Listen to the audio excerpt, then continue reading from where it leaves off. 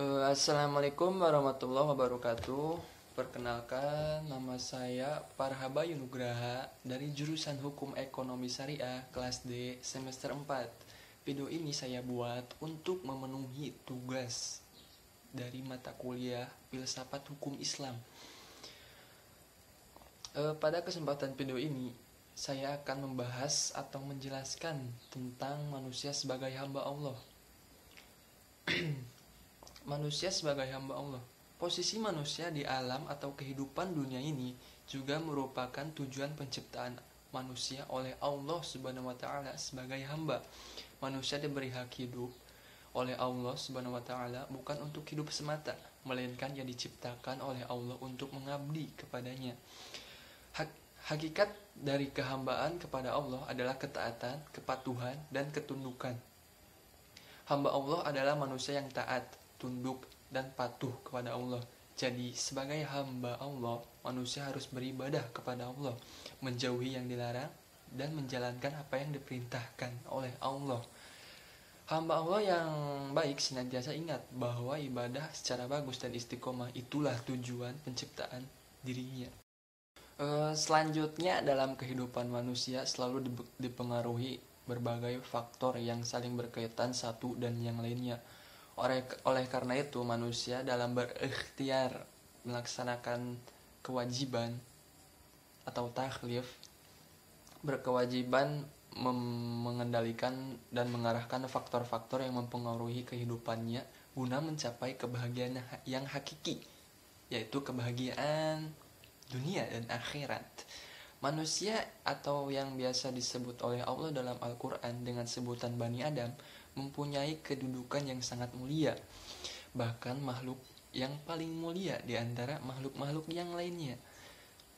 Nilai lebih yang diberikan oleh Allah ini merupakan pembeda manusia dengan ciptaan Allah yang lain. Namun kemuliaan atau karomah manusia ini ada nilai konsekuensi yang berat. Kenapa?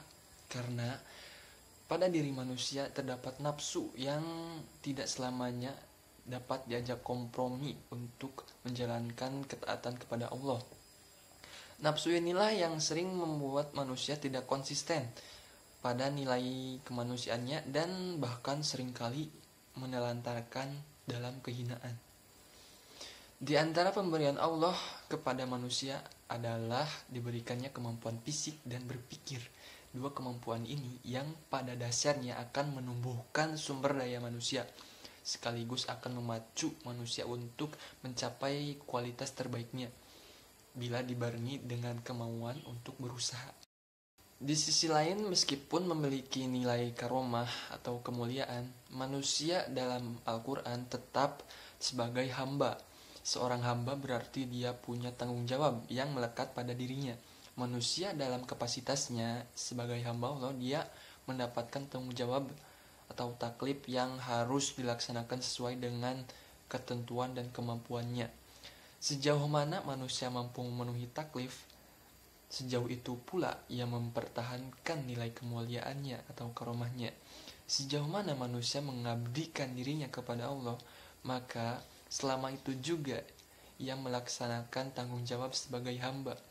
Ini mengandung arti bahwa manusia di dalam hidup dan kehidupannya selalu harus beribadah kepada Allah, karena Allah tidak menciptakan jin dan manusia kecuali beribadah kepadanya. Sebagaimana dalam Quran surat Az-Zariyat ayat 56, yang artinya, tidaklah aku ciptakan jin dan manusia kecuali beribadah kepadaku. Meskipun manusia berstatus sebagai hamba, tapi manusia diberi kedudukan sebagai khalifah Allah dengan berbagai tingkat dan derajatnya.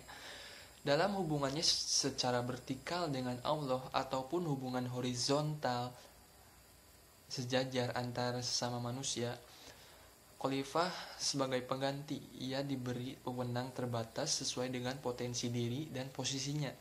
Namun manusia harus paham bahwa wewenang itu pada dasarnya adalah tugas yang harus diemban dengan penuh tanggung jawab.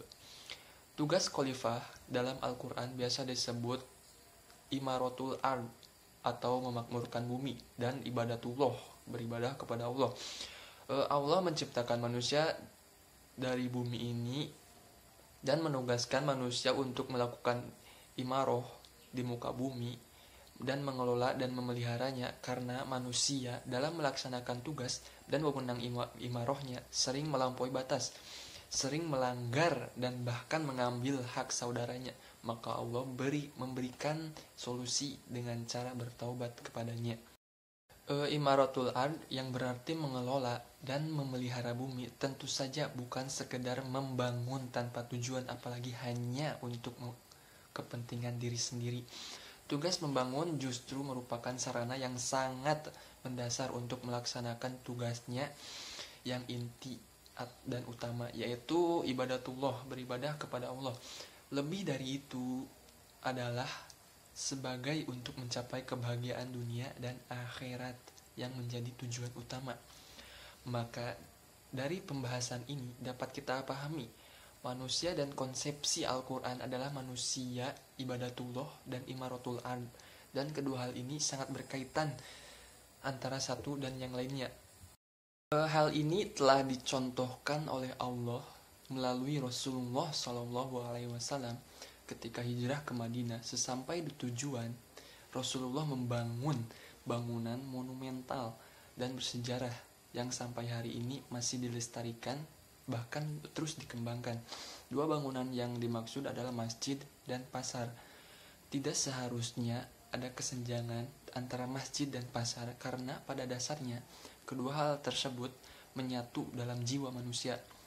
Allah Subhanahu wa Ta'ala dalam Al-Quran memerintahkan kepada manusia agar mampu berpacu dalam kebaikan atau fastabaqul khairat.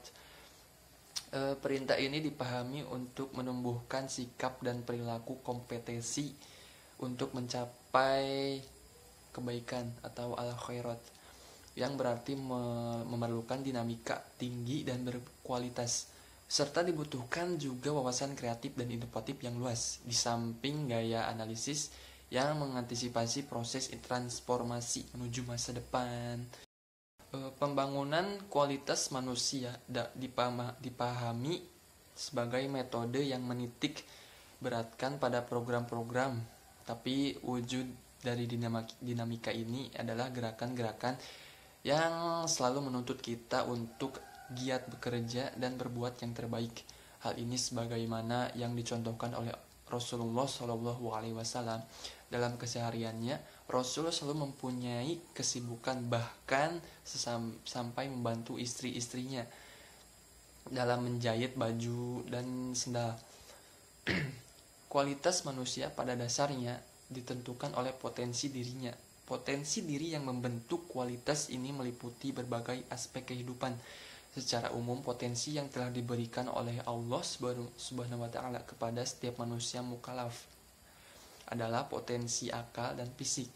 Potensi akal berkembang menjadi ilmu pengetahuan, sedangkan potensi fisik berkembang menjadi keterampilan, semangat berkarya, dan yang lainnya.